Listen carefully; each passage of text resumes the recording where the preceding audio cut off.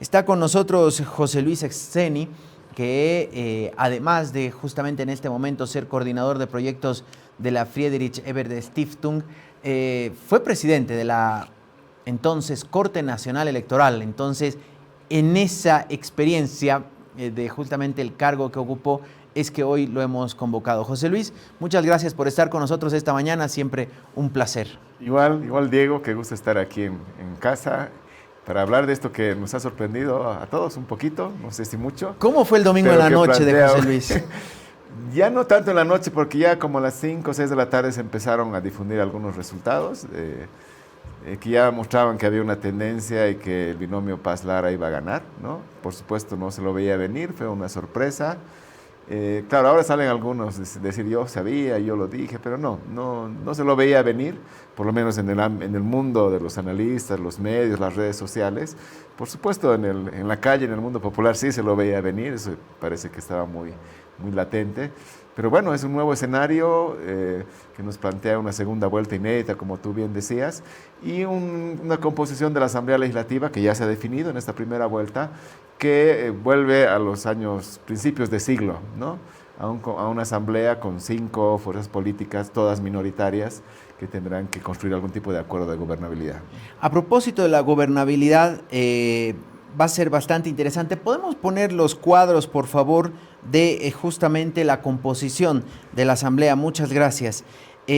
Acá hay un tema bastante interesante y hoy he corroborado con 2 expresidentes de Cámara a propósito del reglamento, ¿no?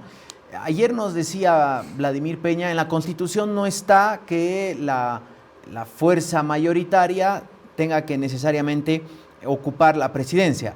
Efectivamente no está, pero sí en los reglamentos de las cámaras. Y en este caso, tanto en la Cámara de Senadores como en la Cámara de Diputados, la primera fuerza es justamente el Partido Demócrata Cristiano.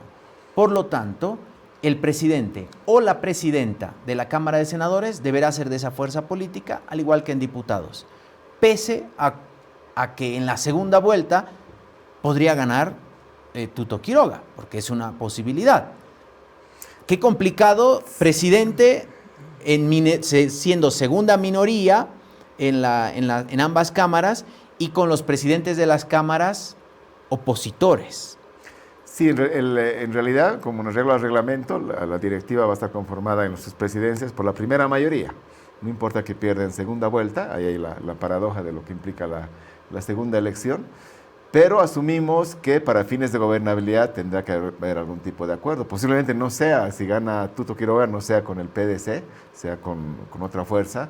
Si gana el PDC va a estar un poco más claro, que es el cuadro que están mostrando, que es una posible alianza entre el PDC y Unidad Nacional. En ambos casos les brinda mayoría tanto en el Senado como en diputados. No necesitan de nadie más, o sea, es una coalición mínima como se conoce, no es una coalición amplia, sino mínima, suficiente para, por lo menos aritméticamente, para tener gobernabilidad en la Asamblea. Pero sí, lo que tú mencionas es correcto, el PDC tendría que tener la presidencia de ambas cámaras. Porque para cambiar esto tendría que modificarse el reglamento, y el reglamento lo tendría que modificar o la asamblea saliente por 2/3 o la entrante por 2/3, pero me dicen para aplicarse en la segunda legislatura. Es decir, que aún así, si Tuto Quiroga ganase y llegan a un pacto de caballeros, deben, diríamos, igual la presidencia recaer sobre alguien del Partido Demócrata Cristiano. Algo que complica porque si nos acordamos en el inmediato ejemplo, Óscar Ortiz fue presidente de la Cámara de Senadores en la primera gestión de Evo Morales y ahí la tuvo complicada. Sí, para fines de gobernabilidad el ideal es que tengas primero mayoría, ¿no? Y eso ha ocurrido en los últimos 25 años, decíamos, era una mayoría monocolor, la del MAS, porque ganaba con mayoría absoluta de votos, excepto el 2005, que no tenía mayoría en el Senado y efectivamente ahí había gobierno dividido en el Senado, ¿no? Ya el 2009, 2014 tuvo mayorías no solo absolutas, sino especiales de más de 2/3. Y 2020 también llegó al gobierno con mayoría absoluta en ambas cámaras, después ya se fue desportillando y quedó Arce en un gobierno en minoría. Pero estamos volviendo al escenario previo, al escenario de 6 congresos, desde el 80 al 2002, 80, 85, 89, 2003, 1993, 97 y 2002, donde solo había minorías. El 85 había mayoría, ADN tenía mayoría en el Senado, y el 93 de Goni, mayoría en el Senado, pero en estos 6 congresos ninguna fuerza tuvo mayoría en ambas cámaras, ¿no? Estamos volviendo a ese escenario. ¿Qué implica eso? Que esta constelación de minorías, 5 fuerzas, más un diputado o 2 del MAS, van a tener que construir algún tipo de acuerdo de gobernabilidad. No sabemos, es un retorno a la democracia pactada a través de coaliciones multipartidistas de gobierno. Será un acuerdo como hubo el 85, que no fue coalición de gobierno, sino solo alianza parlamentaria, MNR-ADN, o si serán acuerdos puntuales, ¿no? Por una ley, por un contrato, por una decisión que haya que tomar, por una designación. Parece lo más difícil, quizás haya que avanzar en algún tipo de acuerdo más formal entre 2 de las 3 fuerzas, o lo que sea necesario para dar gobernabilidad a la próxima asamblea, frente a una agenda tan compleja, empezando por la agenda económica, como lo acaban de comentar los amigos. Y la primera tarea de la futura asamblea, arrancando funciones, será designar y elegir a justamente los vocales del Tribunal Supremo Electoral, que acaba su gestión el 19 de diciembre y que además tendrán como misión encarar las subnacionales. Así es, hay varias tareas legislativas de leyes que están pendientes, que seguramente no las va a aprobar este Congreso, esta asamblea, será la próxima asamblea. Todo lo que tiene que ver con una ley del litio o contratos de litios, por ejemplo, tendría que ir a la próxima asamblea. En términos de designaciones, como tú bien dices, esta nueva asamblea, quizás la actual haga la convocatoria, pero la nueva asamblea tiene que elegir a los nuevos 6, en realidad, porque uno lo elige el presidente, vocales del Tribunal Supremo Electoral, y luego mayoría? A los tribunales, es por 2/3. 2/3. Y luego a los integrantes de los tribunales departamentales de ternas que envían las asambleas departamentales de los 9 departamentos. Ese es el tamaño de la decisión que yo creo que van a tener facilidad para armar los 2/3, porque están más o menos todos dialogando para tener esa mayoría. Lo ideal sería que la primera medida que tome esta nueva asamblea, después de armar sus directivas y comisiones, sea cesar a los autoprorrogados, ¿no? Y hacerles un juicio de responsabilidades. No sabemos qué acuerdos habrá por ahí, pero eso debería ser una primera señal que dé esta nueva asamblea al país en términos de retorno a la institucionalidad. A propósito de las fuerzas políticas y de la asamblea, no sé, en tu experiencia justamente de procesos electorales, ¿ha habido casos en los que una fuerza política ha ganado un distrito, ha ganado una diputación plurinominal, pero no tenía candidato o candidata, ni siquiera suplente, como ha ocurrido y han adelantado, ocurre con, por ejemplo, candidaturas del Partido Demócrata Cristiano, que ganó en algunos sitios donde no hay nadie en la lista? ¿Qué pasa ahí? Sí, ocurrió eso justo el 2005, en la primera victoria del MAS. Ocurrió algo similar, el MAS no esperaba tener ese resultado. Y en Potosí, por ejemplo, en el anterior sistema, el que ganaba la primera mayoría tenía 2 senadores, el siguiente tenía 1. El MAS solo puso 1, así con gran esperanza de que iban a salir segundos. Salieron primeros, no tenían 2, solo tenían 1. Entonces, lo que se aplica en este caso son algunos principios. Primer principio, si un partido político obtiene una representación, se mantiene para ese partido político, no es que va a otro ni la pierde, no, se mantiene, ese es el principio.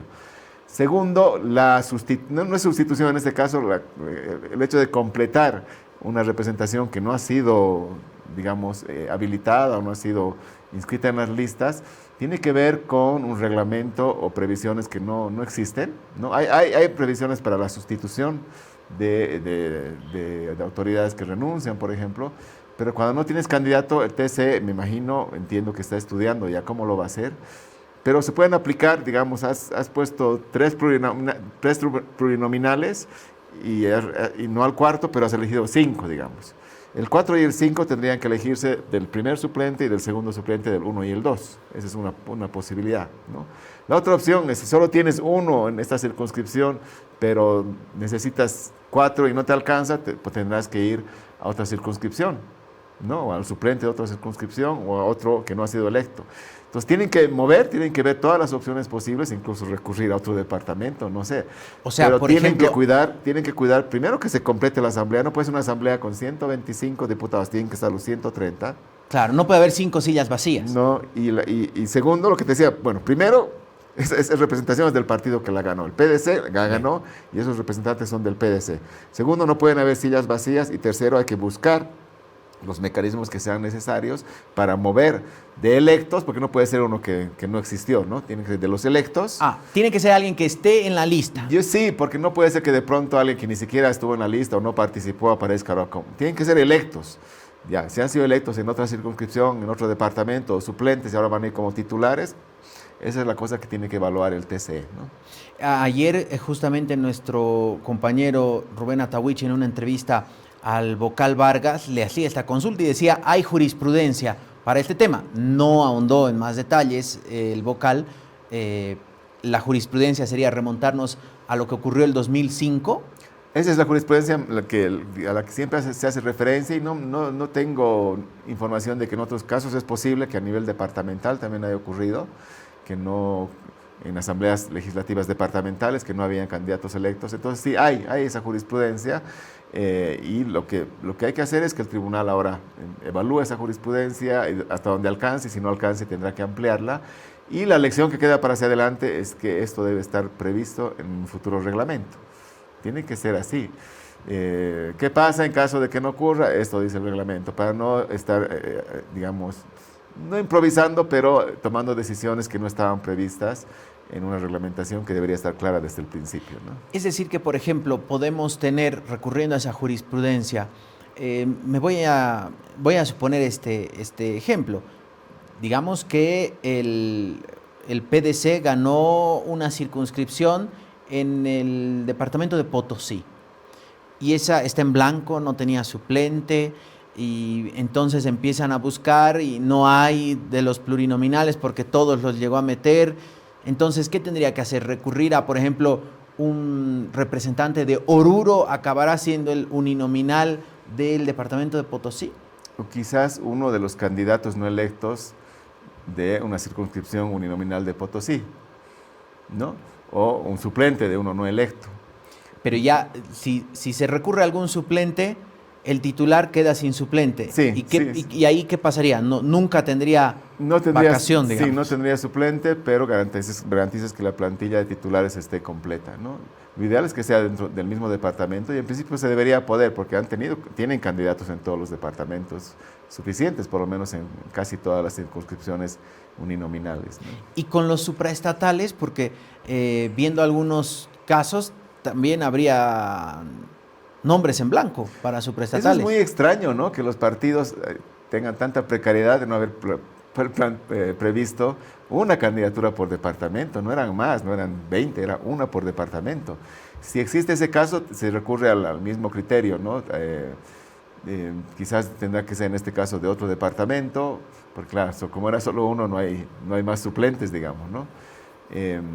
No está previsto, es algo que no está previsto, pero lo tiene que resolver el tribunal, ya no en reglamento, sino en una resolución, ¿no?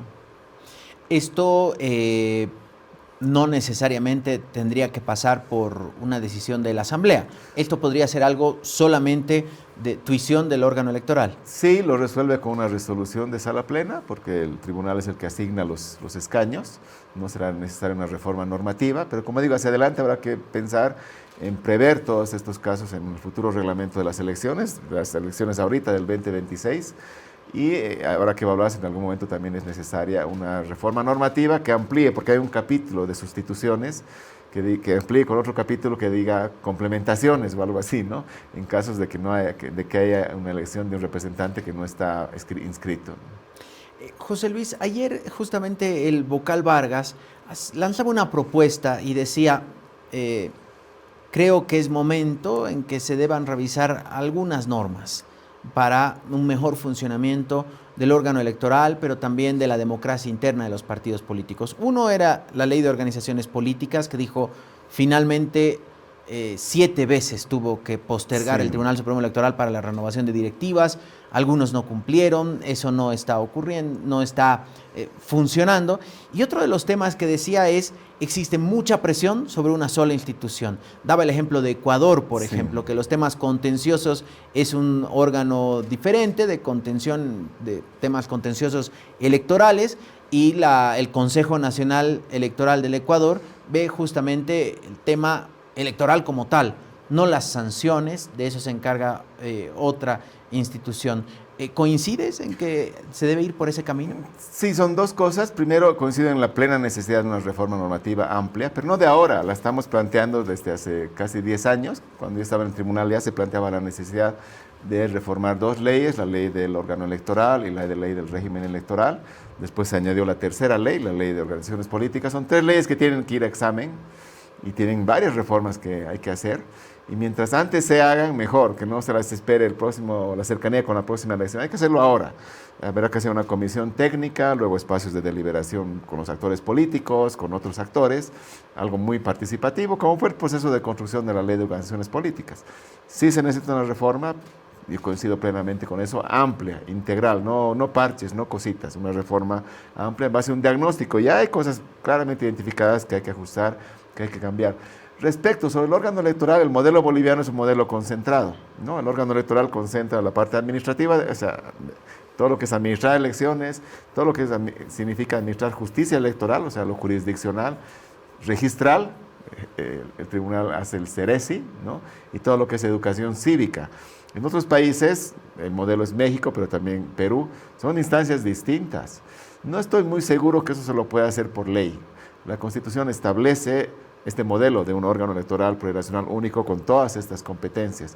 Quizás se puede pensar, se lo discute en algún momento, en que dentro de la estructura del TSE haya como dos salas, una sala administrativa con 3 vocales, una sala jurisdiccional con otros 3 vocales y el presidente, que finalmente tendrá que decidir si es necesario frente a estos 3. Podría ser interesante porque además eso nos garantiza que haya una segunda instancia. Si esta sala administrativa decide algo, ya no tendrá que ir a TCP, no sé, sino la segunda instancia será la otra sala, como ocurre en otros países donde hay una instancia, son instancias separadas. Es algo que habría que discutir, yo creo que puede funcionar, porque efectivamente la sobrecarga que tiene el TSE, que está concentrado en administrar elecciones con todo lo que eso implica y encima administrar justicia electoral, y encima administrar el registro cívico es muy complicado, es muy complejo, y habría que quizás distribuir mejor esto en distintas autoridades. Finalmente, José Luis, ¿qué nos dejó la elección del domingo, más allá de los resultados? En términos institucionales del Tribunal Supremo Electoral, un CIREPRE que se tenía mucho temor sobre si funcionaba o no, finalmente funcionó. A nivel de organización como tal del día D, ¿qué nos dejó? Yo subrayaría 3 cosas. Lo primero que nos dejó es esta reafirmación de que la ciudadanía al final del día como que redime a sus actores políticos y a sus actores institucionales, porque participa de una manera masiva, cerca del 90% de participación, lo hace de manera pacífica, ordenada, están los jurados cuidando los votos, contando los votos. Creo que esa es una lección de civismo democrático, esa es una primera, digamos, consecuencia de esta elección. Segundo, que el Tribunal Electoral Supremo y los 9 tribunales departamentales electorales saben hacer su trabajo, o sea, ya han organizado elecciones y toda la logística que no se ve, porque no se ve, uno va y aparecen los materiales, todo eso implica una logística y un trabajo enorme previo, lo saben hacer, lo han hecho de manera impecable, eficaz, transparente, eso creo que es lo segundo. Y tercero, efectivamente, el CIREPRE, yo creo que hoy ya se ha convertido en patrimonio de la democracia boliviana, de la democracia electoral boliviana. Ya teníamos ese patrimonio con el TREP, el 2016 y el 2017. Funcionó muy bien el TREP, pero murió el 2019. No hubo el 2020 y en esta elección renace como CIREPRE. Yo creo que hay que cuidarlo. Es un sistema que funcionó de manera impecable, pese a los temores que había, pero ha seguido todos los protocolos de simulacros, de verificaciones, de consistencia, y ahí está. Hay que cuidarlo, hay que mantenerlo. Eso creo que queda ahí como una lección importante. Como tarea nos deja, hay que repensar la normativa, ya lo hemos visto, hay que hacer un análisis crítico serio sobre la precariedad de los partidos políticos. Son muy precarios, lo han demostrado en todo el proceso, desde las primeras señales de siglas que se alquilaban, de candidatos que iban de un lado al otro, de falta de candidatos, etcétera, etcétera. Entonces, este nuevo sistema de partidos, porque estamos pasando un nuevo sistema de partidos, de pluralismo polarizado, hay que examinarlo y también a los propios partidos políticos, ¿no? Creo que esa es otra lección importante. Y claro, siempre queda blindar, fortalecer la institucionalidad. El TSE queda muy bien parado después de esta elección y hay que celebrarlo, por supuesto. Necesitamos un TSE fuerte, consistente, autónomo, o sea, frente al TCE mal logrado que salió de las elecciones judiciales, hoy tenemos un TCE con alta legitimidad, pero hay que seguir fortaleciendo eso, sobre todo pensando en algo que es crítico. El 2026, en abril, vamos a tener elecciones regionales, departamentales, municipales con vocales nuevos, que nunca han hecho elecciones, o quizás, ojalá haya alguno con experiencia.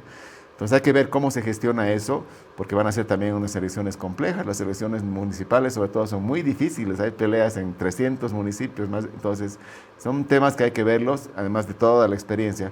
Pero además de los vocales, con esto termino, hay una solidez de directores, de equipo profesional, de equipo técnico, que saben hacer el trabajo y se ha demostrado sobradamente en estas elecciones. 19 de diciembre es la fecha en la que concluye el mandato de 6 años de los vocales que fueron posesionados justamente el 19 de diciembre del 2019, tras la crisis electoral de las elecciones de ese año. La pregunta es, ¿este proceso cuánto antes debería arrancar? En algún momento mencionabas, de repente esta asamblea ya deja, la asamblea saliente, sí, deja una terna, ¿no? Y sobre esa terna tendrían que basarse, o las asambleas legislativas departamentales actuales, o mejor las siguientes tienen el tiempo para... los vocales del Tribunal Supremo Electoral, esta asamblea no podría elegir nada, lo que podría es encaminar el reglamento y la convocatoria, por ejemplo, ¿no? Depende de los plazos que establezca la propia convocatoria. Pueden ser, si es un plazo de 60 días para todo el proceso, porque hay que hacer concurso de convocatoria pública, concurso de méritos, verificación de requisitos, un periodo para inhabilitación o recursos de inhabilitación, y luego el examen escrito, oral, no sé qué. Si se hacen 60 días, no alcanza que lo haga la próxima asamblea. Esta tendría que convocar. Si se hacen 45 días, el día 3 de la próxima asamblea tendrá que emitir el reglamento y la convocatoria para que le alcance justo antes del 19 de diciembre. Porque lo que no puede ocurrir es que hayan acefalías, ¿no? Porque estos vocales concluyen su mandato el 19 de diciembre. No pueden prorrogarse todos. No pueden prorrogarse por ni un día. No es que no se pudo elegir y se van a quedar nomás, no existe. No como el TCP, digamos. No como el TCP. No sería autoprórroga, pero sería una prórroga delegada. No puede ocurrir eso. Por lo menos todos los que han sido elegidos por la Asamblea Legislativa Plurinacional y por las asambleas departamentales. En el caso de los departamentales no hay problema porque las asambleas departamentales siguen vigentes hasta abril. Entonces son estas asambleas, las actuales, las que van a ser las ternas. Esas ternas van a ir a la nueva asamblea para que sí elijan los departamentales. Ahí no hay problema. Lo que hay que ver bien son los tiempos y procedimientos para los 6 vocales del Tribunal Supremo Electoral. Y entiendo o me imagino que el nuevo presidente designará al vocal del órgano ejecutivo, también el mismo 19 de diciembre, ¿no? Bien, así que se vienen tiempos interesantes, sin lugar a dudas, algunas caras nuevas, caras conocidas que aparecerán por allí, ¿no? Sí, sobre todo caras nuevas, por lo menos en la asamblea hemos visto que son muchas caras nuevas. Tiempos interesantes, pero también tiempos muy complejos, tiempos difíciles, no hay soluciones mágicas, no hay soluciones de corto plazo. La brecha entre la oferta electoral y la realización es muy grande, entonces ahí habrá que ver cómo se equilibran los tiempos, las expectativas, que ahora son muy grandes también, respecto a las condiciones reales para llevar adelante una nueva gestión de gobierno. Por ahora, la tarea número 1, ya se blindó la elección y sus resultados. Eso es una gran noticia, nadie ha dicho fraude, es una gran noticia. Qué buena noticia, ¿no? Ese era el gran temor. Primero, si llegábamos al 17 de agosto, y finalmente, si el 17 de agosto en la noche no había gritos de fraude. Esa es una gran noticia, y ahora lo que hay que hacer es blindar la segunda vuelta. En términos institucionales, yo creo que está blindado. Ojalá que la guerra sucia no se lleve adelante la legitimidad del proceso. Ya arrancó. Ya arrancó la misma noche. Pero estoy hablando de condiciones materiales, estoy hablando de condiciones de contexto, que no haya un colapso en la economía, un escenario de convulsión social. Yo creo que no. Vamos a esperar que no. Y que lleguemos tranquilos al 19 de octubre, y luego al 8 de noviembre, y luego al 9 de noviembre, y luego al próximo año. La vida sigue más allá de las urnas. Elecciones y elecciones. La vida sigue más allá de las urnas, y los procesos políticos están vinculados también a la vida cotidiana de la gente. José Luis, muchas gracias por estar con nosotros esta mañana. Con gusto, Diego. Ahí vamos conversando. José Luis Exeni estuvo esta mañana